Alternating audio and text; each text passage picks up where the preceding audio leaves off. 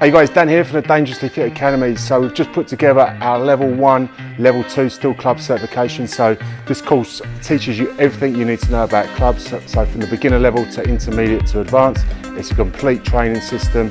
Our courses are accredited with Fitness Australia, recognised worldwide through EREPS.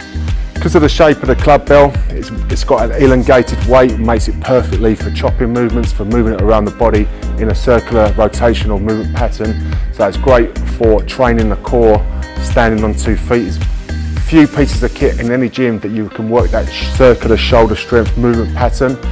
It's a fantastic workout for building shoulder strength, durability, grip strength, rotational core strength, and the flow workouts are a lot of fun too. So they've been around for thousands of years. They were an ancient tool for strength and conditioning back in the days. So the Persian warriors, they were trained with clubs to strengthen the shoulders. So when they went into battle with, say, a sword, they were trained with a heavier club so they could cut through armour easier, and they got more powerful strikes and they did more damage when they went into battle.